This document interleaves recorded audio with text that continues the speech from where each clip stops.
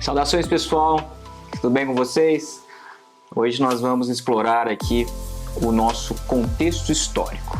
Então, ao longo aí, de 2 séculos, 2 histórias aí são bastante relevantes para alguns pontos que a gente precisa passar no que tange aí a ética médica e a bioética. Vamos lá?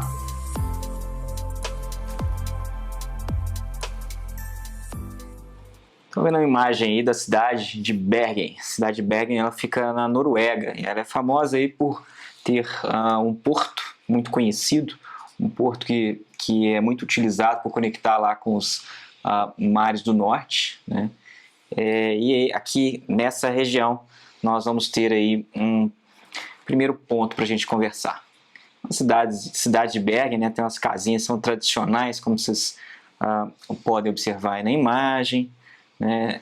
Tem até uma cidade que fica em Bergen, mas é do lado, que é famosa por uma água chamada de água de Voss, essa garrafa bonita aqui que às vezes a gente vê circulando por aí, né?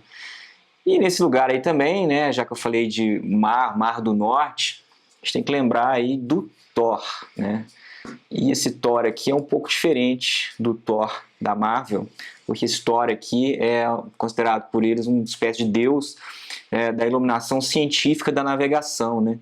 Esses povos, né, os vikings, eles eram experts em navegação nesses mares, que são mares agitados, são mares que não são nada calmos, e eles acreditavam que Thor era aquele que iluminava, que protegia, como se fosse um deus da ciência dessa navegação, tá bom? Pois bem, nesse lugar, então nesse contexto, uma doença milenar, ela foi descoberta.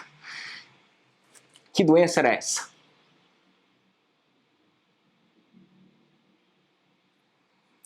Muito bem, vocês devem ter falado aí uma ou outra doença, não é? Vamos ver quem vai acertar isso aí que eu vou colocar para vocês, mas vejam bem, vou dar uma dica para vocês, essa dica está na Bíblia, tá bom? Então, Lucas ali, ó, 17, 12, 21.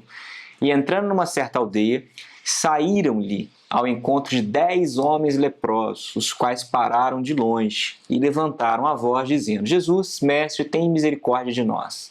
E ele, vendo-os, disse-lhes: Ide e mostrai-vos aos sacerdotes. E aconteceu que, indo, eles ficaram limpos. Então vejam, essa ilustração aqui coloca para gente, né, a representação ali de Jesus, e aqui então os leprosos, né? Daqui a pouco eu vou falar sobre esse termo, né, sobre leprosos. Aqui no Brasil ocorreu uma estigmatização por causa desse termo, então a gente comumente no Brasil utiliza o termo de Hansen, né, doença de Hansen. Nós vamos também esclarecer por que existe aí essa dualidade de nomes, né, lepra e doença de Hansen, e isso aí vai ser importante para alguns pontos que nós vamos abordar para a ética médica. Pessoal, então olha só, aí está o bacilo, né? Está aí o bacilo, o Mycobacterium leprae, e também conhecido como bacilo de Hansen, tá? Que foi observado aí no microscópio. Lá em Bergen, né, perto do porto, tem ali uma espécie de uma feirinha, e se você pega essas ruazinhas, logo assim, 2 quarteirões da feirazinha, né, seguindo aqui essa estradinha, você dá de cara com essa casa. E essa casa parece uma casa comum, uma casa discreta, mas olha o que tem lá na entrada. Está escrito lá, Lepramuseet, né? Eu não falo norueguês, mas deu para entender que isso aqui era um museu da lepra. E quando se entra aí nesse local, né, você dá de cara com algumas imagens, e algumas imagens que são impressionantes, como essa aqui, por exemplo, de um paciente que ficou internado nesse local. Esse local hoje é o Museu da Lepra, mas ele foi o Hospital St. George. E o Hospital São Jorge, ele é a instituição hospitalar mais antiga da Noruega, e alguns instrumentos que foram utilizados lá, né, constam lá, né, que são uma espécie de instrumentos para fazer amputações, tá? A instituição das mais antigas da Escandinávia, que constitui, né, Suécia, Dinamarca, Finlândia e Noruega. A primeira menção ao Hospital São Jorge, 1438. Então veja que esse local, né, aí é um local bastante antigo.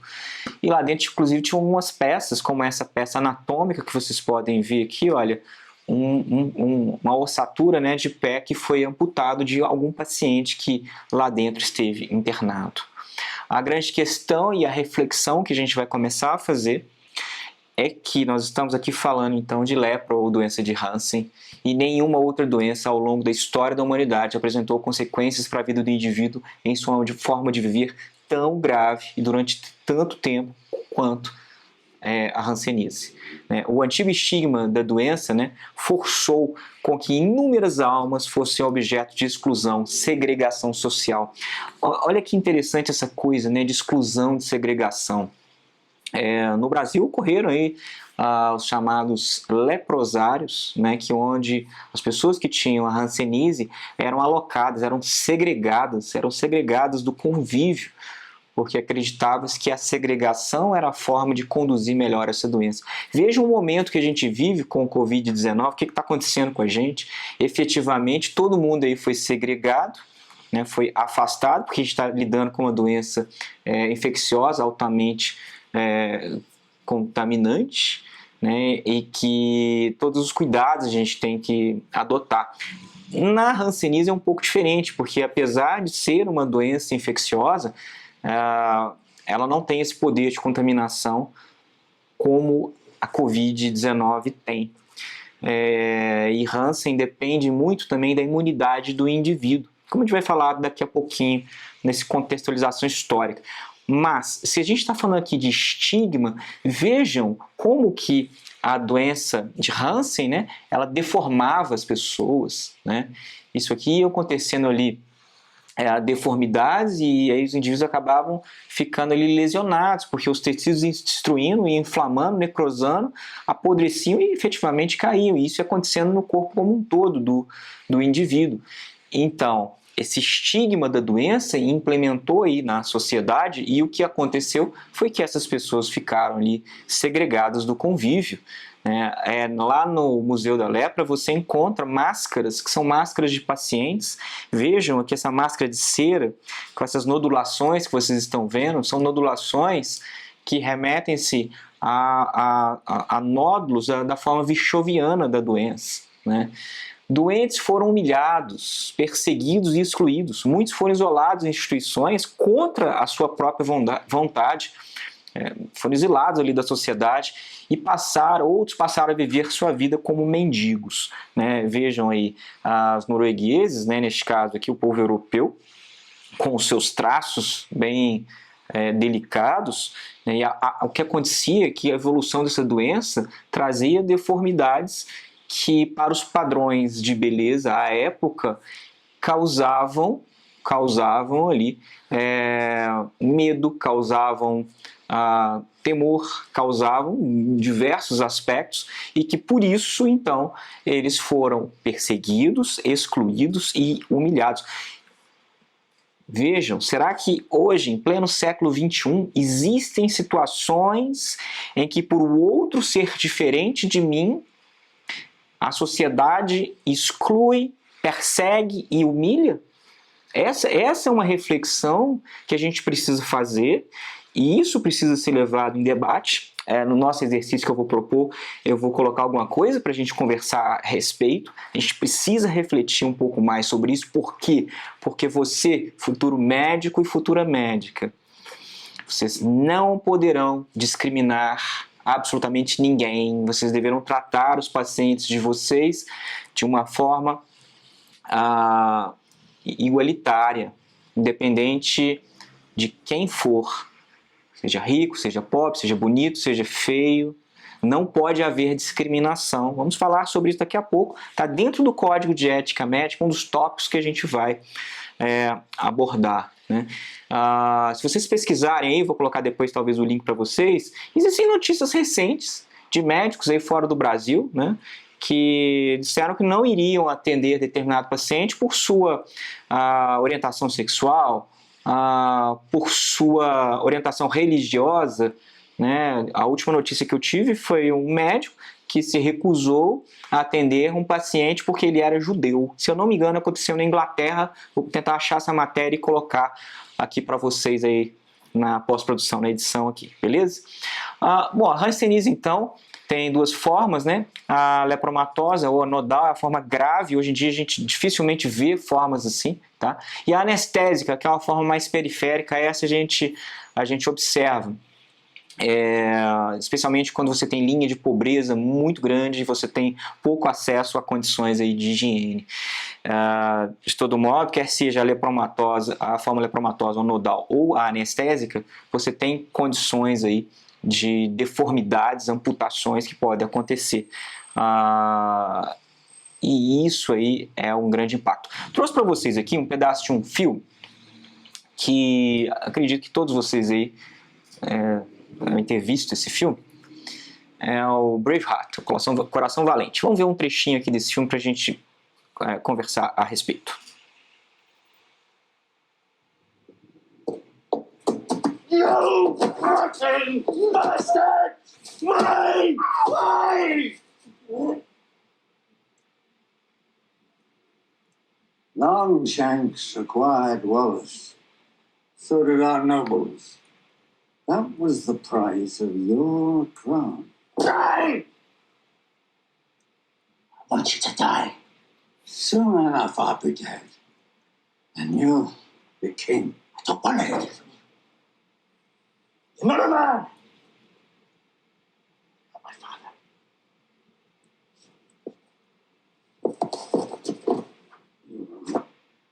Vejam ali então, né?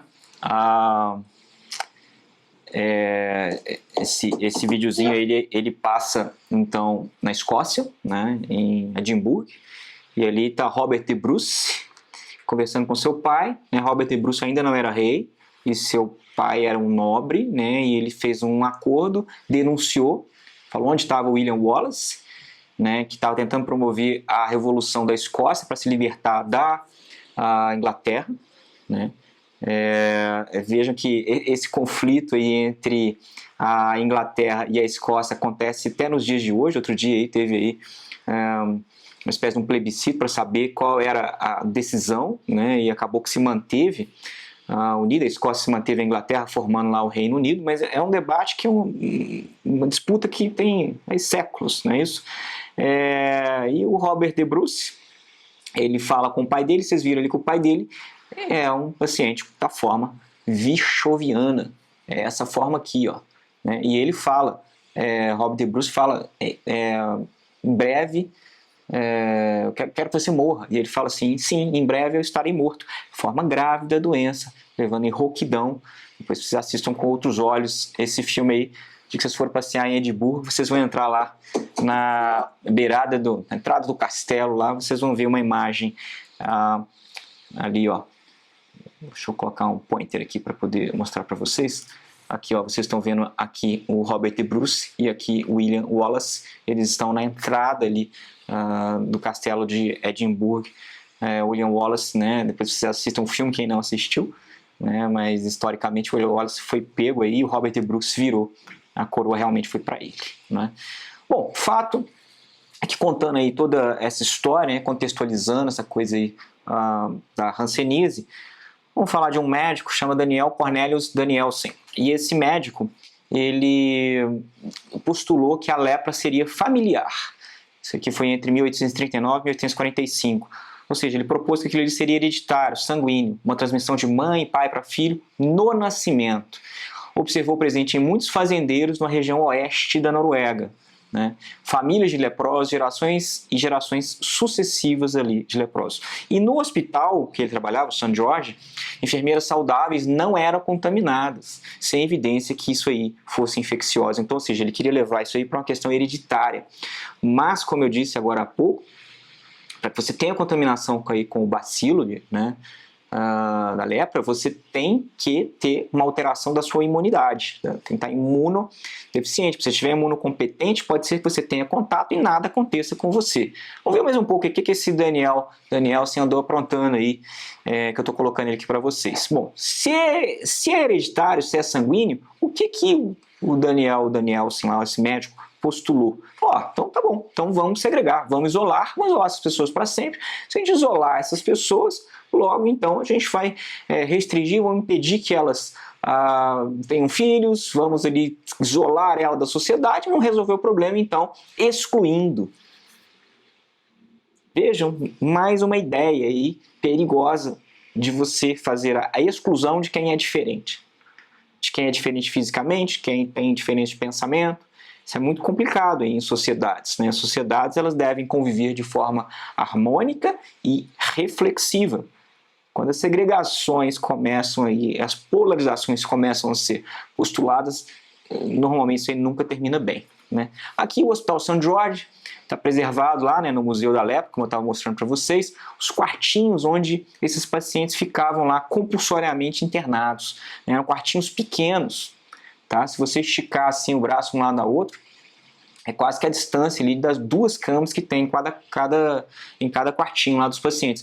Aqui, ó, esse corredor, tá? É um corredor que tem vários quartos. São 1, 2, 3, 4, 5, 6, 7 quartinhos ali. São camas bem pequenas. O teto ele não é muito alto também, tá bom? Bergen, então, aquela cidade que eu mostrei para vocês, suas casinhas, passou a ter a maior concentração de leprosos de toda a Europa. Então vejam lá, 1856 com 2.858 casos. Isso aqui foi vindo, aqui ó, diminuiu um pouco, diminuiu, e olha para você ver como é que aqui a partir de 1970 tem uma diferença, começa a cair. Né? Caiu para 1752, aqui deu um desvio padrão, 1804, e depois cai muito. Então vamos prestar atenção nisso aqui. Olha aqui um dado, um mapa estatístico da concentração, ó, Bergen que está aqui, ó, extremamente ali concentrado desses pacientes, né? Bom, o que acontece é que em 1868 o hospital contratou um médico recém-formado, 26 anos, para trabalhar com aquele Dr. Daniel Cornelius, né? Danielsen. O nome desse médico era Armauer. 1868 esse médico foi contratado.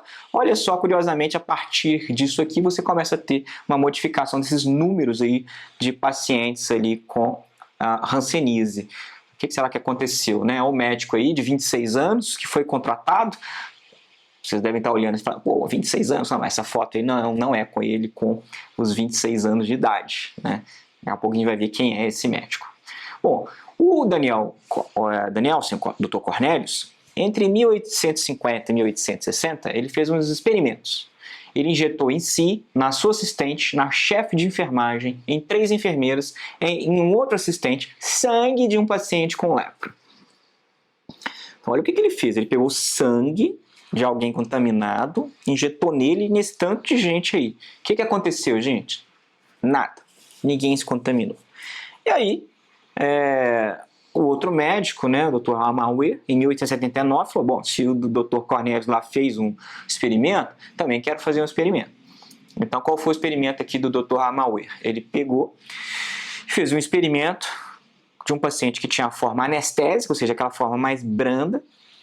Ele quis saber se desenvolveria a forma nodal no olho do paciente, né? E, na verdade, o que aconteceu? Bom, aconteceu nada. Não conseguiu provar absolutamente nada. E essa história não terminou muito bem, não. Ele foi processado. E foi o primeiro caso de um processo de um paciente contra seu médico da história da Noruega. Vejam que interessante isso. Porque ele foi condenado e perdeu o cargo que ele tinha frente ao maior hospital lá de Bergen. O que diz modernamente o nosso Código de Ética Médica, que foi atualizado em 2019, né? Vejam, se o princípio fundamental, número 2, diz que o alvo de toda a atenção do médico é a saúde do ser humano, em benefício do qual ele deverá agir com o máximo de zelo e o melhor de sua capacidade profissional, o que habilita você pegar e fazer esse tipo de coisa aqui? Você pegar e tentar ali uma forma, contaminar um outro lugar, ou você habilita você pegar sangue contaminado e injetar em alguém que é sadio, né? Vamos refletir um pouco sobre isso aí, né? Porque se o nosso dever é cuidar da saúde e devemos zelar, né, pelo melhor da capacidade profissional, será que isso é correto? Porque esse é um princípio fundamental que foi escrito no nosso Código de Ética atualizado ano passado, 2019, mas já vinha dos códigos de ética anteriores, não é? E vejam lá, o inciso 6 fala lá que o médico guardará absoluto respeito pelo ser humano e atuará sempre em seu benefício. Então vejam, qual é o primeiro princípio da bioética? É a autonomia, a vontade. O segundo, qual é a beneficência? Fazer o bem. Então, se a gente tem que fazer o bem, né, e não fazer o mal, jamais utilizar seu conhecimento para causar sofrimento físico ou moral, né, é esquisito a gente parar para poder refletir sobre situações como essa aqui, né, sobre esses experimentos aqui que soam bastante estranho porque existe ali um risco muito grande e que talvez vocês estão se perguntando pô, mas eles estavam querendo descobrir o que se tratava. Mas aí eu pergunto de volta, será que a melhor forma é essa? E melhor, será que o paciente ali que estava participando daquilo tinha total consciência para decidir livremente se ele queria ou não participar daquilo? Até porque, vejam que um dos experimentos que foi feito foi com subordinados, né? Será que houve uma ordem hierárquica determinando que aquilo acontecesse? Todos esses pontos são pontos que se consideram quando a gente vai falar sobre questões relacionadas a risco e benefício, quer seja para um experimento pessoal, quer seja para tratamento médico. É o paciente que vai decidir, salvo em risco de vida, se ele quer se tratar ou não quer se tratar. E para isso, você, como médico e como médica, deverá esclarecer e comunicar bem com seu paciente, explicando para ele riscos e benefícios. Voltamos daqui a pouco um pouco mais sobre isso. E vejam lá, já que a gente falou aqui de pesquisa, né? Capítulo 12, ensino e pesquisa. É vedado ao médico participar de qualquer tipo de experiência envolvendo seres humanos com fins bélicos, políticos, étnicos, eugênicos ou outros que atentem contra a dignidade da pessoa humana. Estamos colocando pela primeira vez aqui a palavra dignidade humana, dignidade da pessoa humana. E vocês estão vendo aqui quais são as finalidades que são absolutamente vedadas. São finalidades, olha lá, de disputas, né? Bélico, político, étnico, eugênico. Provavelmente alguma coisa na história nos ensinou que isso aqui, né, não deveria ser feito. E por isso que isso aqui está constando aqui. E daqui a pouco eu vou contar uma outra história que vocês vão entender como é que isso chega neste ponto. De todo modo, é vedado, então, qualquer tipo de experimento humano com essas finalidades ou que atentem contra a dignidade da pessoa humana, e é por isso que deve-se pesar tudo o que se quer pesquisar dentro de comitês de ética em pesquisa, pessoal. Bom, em 1873, então, 69 famílias foram estudadas pelo Dr. Hamauer. E o que ele encontrou em 28 de fevereiro de 73, utilizando um instrumento que estava recém-chegado? Olha lá o microscópio. Esse microscópio aqui está no Museu de Uffizi, em Firenze, em Florença, na Itália. Está lá exposto esse microscópio, nos primeiros microscópios que foi utilizado. Olha o que ele viu. Ele viu Lepra basiliense, que é o micro-organismo, então, que determina a doença de Hansen. E quem era aquele médico, o Dr. Hamauer? Dr. Gerhard Henrik Hamauer Hansen. Então aqui a gente está falando, pessoal, do próprio Dr. Hansen, que a doença, então, foi batizada com o seu nome. Nós vamos entender por que tem essa dualidade aí de lepra e de Hansen. O que disse Dr. Hansen? Em cada tubérculo de lepra extirpado no ser humano vivo, estou observando a presença de pequenos corpos, lembrando bactérias próximas às células. Não estão em todas destas, mas muitas destas. Como existe diferença destes corpos em uma bactéria, não posso declarar que esses corpos são bactérias verdadeiras. Existia uma dúvida do que era aquele micro-organismo que estava sendo observado. E o Hansen teve dificuldade de demonstrar a infecção no seu laboratório, porque existiam postulados de Koch. Quem sabe aí quem é Koch, quem foi Koch? Na verdade, vocês vão pesquisar sobre tuberculose e vocês vão ver lá sobre Koch, porque existe um bacilo que é o bacilo de Koch. Pois bem, quais eram os postulados de Koch? Ser encontrado em todos os casos de doença, poder ser preparado e mantido em cultura pura, capacidade de produzir a infecção originária mesmo após várias gerações em cultura e poder ser obtido de um animal previamente inoculado e observado seu crescimento em cultura novamente. Esses aí, pessoal, são então os postulados de Koch e que devem ser observados toda vez que a gente está debatendo uma doença infecto-contagiosa, uma doença capaz de provocar infecção. Então o que o Hansen fez? Ele ligou lá para o laboratório, o Dr. Koch, na verdade, não deve ter ligado, deve ter escrito uma carta, né? Não tinha tanta disponibilidade de conexão, de comunicação à época. E aí, lá do laboratório do Dr. Koch, foi enviado então o Dr. Neisser. E esse nome talvez vocês conheçam, porque ele derivou outro nome que vocês devem conhecer também, Neisseria, né? Uma bactéria. E aí o Dr. Neisser buscou esse material lá com o Dr. Hansen, o material que ele estava separando dos pacientes lá. E o que o Dr. Neisser conseguiu fazer lá no laboratório do Dr. Koch? Ele conseguiu comprovar em experimentação a infecção, ou seja, conseguiu demonstrar esses 4 postulados de Koch. E aí tentou fazer o quê? Atribuir a si, ou seja, o Dr. Neisser tentou atribuir a si mesmo a descoberta que havia feito da lepra. Lepper, publicando então um artigo científico em 1879. Bom, olha o que diz o nosso Código de Ética, né? É vedado ao médico, artigo 107, publicar em seu nome trabalho científico do qual não tenha participado, atribuir-se autoria exclusiva de trabalho realizado por seus subordinados ou outros profissionais, mesmo quando executado sob sua orientação, bem como omitir de artigo científico o nome de quem dele tenha participado. Então, tudo bem se fosse feito ali um combinado de um trabalho publicado em conjunto do Neisser com o Hansen, mas o que aconteceu não foi isso, é que tentou atribuir a descoberta ao Neisser. Bom, o Hansen respondeu de forma veemente e publicou em 1880, recebeu apoio da comunidade internacional. Isso em parte explica por quê. Parte chama de bacilo da lepra e parte chama doença de Hansen.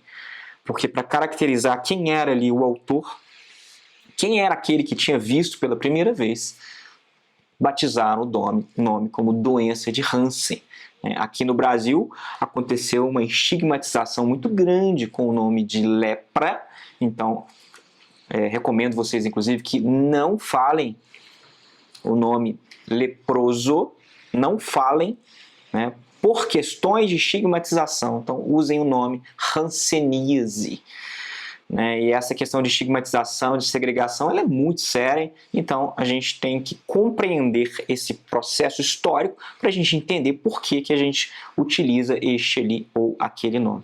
Sempre a gente tem que tomar bastante cuidado quando a gente vai se dirigir aí ao paciente com a doença de Hansen e outras doenças também, não é? Tomar bastante cuidado. Bom, olha só. Então, estatisticamente, começou a cair os casos, porque uma vez que descobriu que era infecção, começou a tentar ali mecanismos de controle daquela infecção. Um deles, por exemplo, a higiene, né? A higiene, a análise dos locais e etc. E olha o que acontece, a infecção começa a cair. Vejam aqui a concentração inicial, essas áreas escuras, né? Muito ali em Bergen. Olha aqui um mapa lá de 1936, né? 1890, né, como tinha caído bastante aqui, né? Aqui já em 1936, 45 casos só. Então, se pegar aqui historicamente e fizer uma análise, veja que a evolução disso foi extremamente favorável. Hoje, apesar de rara, ainda é uma doença que existe nas nossas comunidades, né? Aqui uma reunião, uma congregação científica, o Hansen está aqui no meio, isso aqui é início aí do século passado, 1909, né? 170 médicos aí participaram de uma espécie de um congresso aí de medicina sanitária, epidemiologia também. Muito bem, os arquivos de Bergen são uma coletânea de registros de pacientes internados nos primeiros leprosários noruegueses do século XIX. Quem tiver mais interesse em saber um pouco mais sobre isso, pode acessar esse link aqui e vocês vão ver, por exemplo, descrição de casos clínicos, como essas pessoas aqui que ficaram lá internados, e aí nesses arquivos explica como foi a evolução da doença, tá bom? Vamos sair então aqui de Bergen, vamos sair aqui, né, do alto, vamos sair aqui do alto, e vamos na Noruega e vamos aqui para a Polônia. Vamos lá na Polônia ter uma conversa a respeito de alguma coisa que aconteceu lá. Estamos aqui com a imagem, a triste imagem da entrada de Auschwitz, campo de concentração de Auschwitz, em que existe esse escrito em alemão e que significa o trabalho liberta, não é? Pois bem, 7/10/41, prisioneiros soviéticos foram para esse campo, 10 mil prisioneiros, tá bom? A maioria morreu de fome, ou por trabalho pesado, ou pela brutalidade da SS, que era a polícia nazista, né? Câmara de gás ou fuzilamento. Quem recusava trabalhar era solto, sem roupa, num frio tremendo, menos 25 graus, menos 30 graus, ou então era lançado na água congelante, né? Posteriormente, esse local foi utilizado para prender e matar judeus e os chamados não puros pelos nazistas, né? Pesquisadores estimam que foram mortos cerca de 2,5 a 4 milhões de pessoas em Auschwitz. Então foi um dos campos de concentração em que mais pessoas foram assassinadas, né? E o trabalho liberta, está escrito isso aí, porque por vezes os judeus eram enganados e levados para esse campo de concentração com a informação de que eles iriam ter a oportunidade de trabalhar. E como existia lá uma situação muito complicada por causa da guerra, muitos achavam que ali eles iriam encontrar esperança de trabalho e encontravam essa informação na entrada do campo, né? Pois bem, eles eram segregados lá dentro. Então vejam, mais um exemplo de segregação. E aqui, olha, por exemplo, homossexuais recebiam essa marca, esse triângulo rosa, né? Por exemplo, aqui, ó, com esse triângulo preto com um Z, eram os ciganos, né? Por exemplo, aqui, ó, prisioneiros políticos recebiam esse triângulo vermelho. Então veja como é que existia segregação lá dentro. E aí, por causa de uma propaganda, né, uma propaganda nazista, toda uma comunidade alemã, ela adotou a conduta de que o judeu era ruim e deveria então ser segregado, deveria ser eliminado. Mais uma vez voltamos ao que a gente falou há pouco, né, que é um pensamento bastante errado, de você segregar ao invés de você resolver o problema de uma sociedade. Vejam aqui umas jovens alemãs fazendo pinturas ali de busto do Hitler, né? Isso aqui está em Nuremberg, na antiga sede do Partido Nazista, que hoje abriga um museu. E é interessante que nesse local passam alguns vídeos, alguns filmes que tem coleta de depoimentos de pessoas que moravam à época em Nuremberg e que acolheram diversas pessoas que participavam do Partido Nazista e que faziam esses trabalhos aí como voluntários, mas não sabiam do que estava acontecendo atrás daquilo tudo, daquela propaganda ali poderosíssima que era colocada para eles, né? Era alguma coisa muito forte que contaminava ali o meio coletivo. A propaganda, ela iludiu e encantou essas pessoas e fez com que elas adotassem ali condutas e tivessem comportamentos que são bastante questionáveis, não é isso? Aí os campos de Zeppelin aqui, se eu não me engano, nos gramados do Partido Nazista, né? Aquele local aqui, isso aqui fica na parte de dentro aqui, e esse campo fica aqui no exterior. Aqui eram proferidos os discursos sempre inflamados do Hitler, né? Se vocês derem uma pesquisada, posso colocar um link para vocês. O Hitler recebia de alguns médicos, especialmente de uma dose diária de uma substância que tempos depois descobriu-se que eram substâncias entorpecentes a alguns princípios muito próximos do crack que a gente conhece atualmente. Aqui um desenho feito por crianças em escola primária, né? E aqui está escrito: os judeus são a nossa desgraça. Então veja que as crianças puras nasciam e eram treinadas para acreditar que os judeus eram a desgraça da vida deles, ou seja, reforçando a ideia de segregar. Aqui Auschwitz, né, no inverno, né, bastante frio, menos 25 graus, as crianças aí chegando no campo de concentração. Aqui tem uma figura de um banho de criança, né, as crianças tomando banho, porque essas crianças, por vezes, eles falavam para elas que elas iriam tomar banho.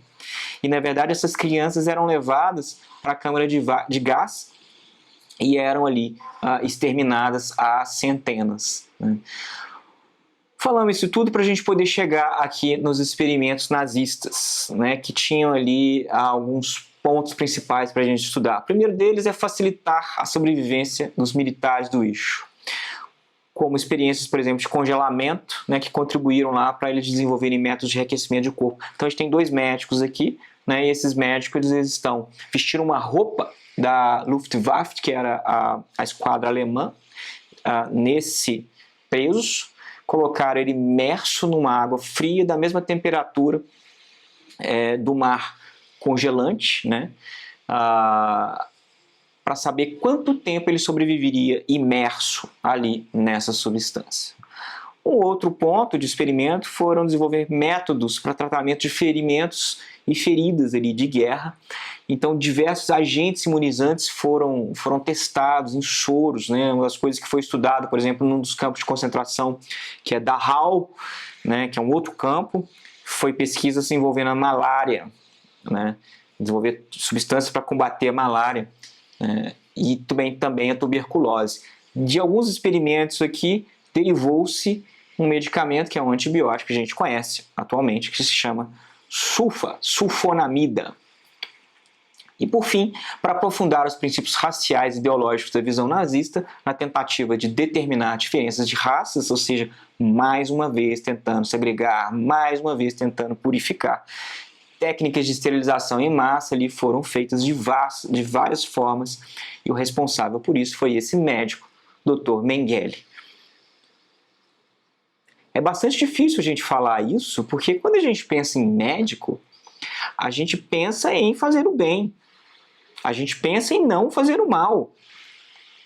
E é bastante difícil olhar para isso aqui e ver que esse médico fez o mal. E fez o mal para muita gente, incluindo todas essas crianças dessa imagem e outras ali de dezenas, centenas de milhares de outras crianças que eram prisioneiras. Fato é que depois da guerra houve o julgamento de Nuremberg. Aqui é o julgamento de Nuremberg, uma imagem do julgamento de Nuremberg. Foi tudo filmado, tudo gravado, está tudo devidamente registrado. Aqui um dos médicos, no dia do seu julgamento, acontece então em que no dia 9 de dezembro de 1946, dos 23 julgados, 20 eram médicos. E desse julgamento derivou parte da Declaração de Nuremberg, que diz que o consentimento voluntário do ser humano é absolutamente essencial. Isso significa que a pessoa envolvida deve ser legalmente capacitada. Ou seja, quem está consentindo tem que ser capacitado, tem que ter capacidade de entender o que está sendo explicado. Então, uma criança não tem essa capacidade, uma criança é dependente. Pessoas que têm atraso de desenvolvimento também não têm essa capacidade. Pessoas que têm alguns distúrbios mentais graves também não. Pessoas que são viciadas em tóxicos ou ébrios habituais também não têm essa capacidade. Então, ou seja, para eu consentir, eu tenho que ter faculdade, capacidade de autodeterminação, de discernimento, para que eu dê o meu consentimento e esse consentimento seja feito de forma autônoma. Eu quero isso ou eu não quero isso. Primeiro princípio da bioética, autonomia e vontade. Somos muito bons para lembrarmos desses princípios quando a gente está fazendo pesquisa e, por vezes, em tratamentos médicos, os médicos e as médicas acabam esquecendo do consentimento do paciente. Então, existem os termos de consentimento livre e esclarecido para os tratamentos médicos também. Atualmente, a gente vive aí uma grande polêmica envolvendo os tratamentos para Covid-19. Então, existem aí trabalhos científicos mostrando A e B, mas queria deixar claro para vocês aqui o seguinte: o paciente ele tem o direito de ser orientado e ele tem o direito, se ele assim desejar, de receber um tratamento que seja de certa forma útil. Se ele tem ciência dos riscos e benefícios, e se é a vontade dele, ele deve então ali analisar, pesar e decidir. E é por isso que em alguns tipos de tratamento para a Covid-19, a gente tem que ter o termo de consentimento livre esclarecido, e é dever do médico fazer o quê? Informar o seu paciente do que existe. Existe isso, o trabalho científico mostra A, ou ele não mostra A, mostra B, não mostra C. O que você decide a partir disso? A partir de então, por autonomia de vontade, o paciente, eu quero isso, eu não quero aquilo. Legal? Lembrem-se que a decisão é livre, não é? A gente não está falando de autonomia de vontade, então não pode existir intervenção com qualquer um desses elementos. Força, fraude, mentira, coação, astúcia, qualquer forma de restrição, coerção posterior. Né? Então, ou seja, não pode ser condicionado a absolutamente nada e nem pode existir ali nenhum tipo de compulsionamento. Tem que ser livre, e para que seja livre, o paciente tem que ter essa capacidade de autodeterminação, tem que exprimir a vontade dele, e ele tem que ser devidamente orientado sobre riscos e benefícios. Ok? Em abril de 47, os doutores Leo Alexander e Andrew Conway haviam submetido ao Conselho dos Crimes de Guerra 6 pontos que definiam como legitimidade dos experimentos médicos com seres humanos. O veredito do julgamento de Nuremberg adotou tais pontos e adicionou mais 4. E os 10 pontos passaram então a constituir o chamado Código de Nuremberg. Vou colocar para vocês um link aí também. Legal? As ideias contidas no Código de Nuremberg só passaram a integrar a relação médico-paciente muito tempo depois, porque se a gente está falando aqui de vontade, autonomia, risco, benefício, nós estamos falando de comunicação. Nós estamos falando de relação humana, relação médico-paciente. Isso só foi ingressado nos nossos códigos de ética, por exemplo, bem mais tarde. E nas décadas de 60 e 70 veio a Declaração de Helsinki, que abordou esses tópicos e trouxe aí mais informações na 18ª Assembleia Médica Mundial, que foi realizada na Finlândia. Seguindo os critérios da beneficência e autonomia do paciente, em 83, foram redigidas diretrizes internacionais para a pesquisa biomédica envolvendo seres humanos, que frequentemente está em atualização. A última, se não me engano, é a 466 de 2012, que toda vez que você vai fazer pesquisa científica, você tem que se reportar e remeter ao que tem descrito lá nessa resolução, que é do CONEP, no Brasil. Vejam lá o que diz o capítulo 4 em Direitos Humanos do Código de Ética Médica, não é? É vedado ao médico, artigo 22, deixar de obter consentimento do paciente ou de seu representante legal após esclarecê-lo sobre o procedimento a ser realizado, salvo em caso de risco iminente de morte. Então, o único momento, pessoal, que não tem que ter consentimento é se estiver um quadro de desequilíbrio ali tão grande, né, uma evolução ali tão severa de um processo ali de doença, de alguma situação grave em que, se você não fizer a intervenção, esse indivíduo vai morrer, e aí o consentimento ele é dispensado. Então, para salvar a vida de alguém, é dispensado esse consentimento. O artigo 23, ele tratar o ser humano sem civilidade ou consideração, desrespeitar sua dignidade ou discriminá-lo de qualquer forma ou sobre qualquer pretexto, também é vedado ao médico. Por mais uma vez, vejam essa contextualização histórica que a gente está fazendo, né? Como essa questão aí de diferenciar, de segregar, ela não pode acontecer.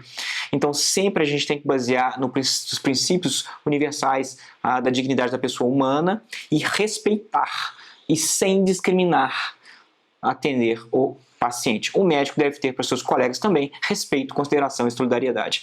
E o artigo 24 é vedado ao médico deixar de garantir ao paciente o exercício de direito de decidir livremente sobre sua pessoa ou seu bem-estar, bem como exercer sua autoridade para limitá-lo. Então, vejam que aqui a gente tem um outro ponto interessante que nós iremos debater um pouco mais à frente, em outra disciplina do 8º período, que vai falar sobre deveres deontológicos.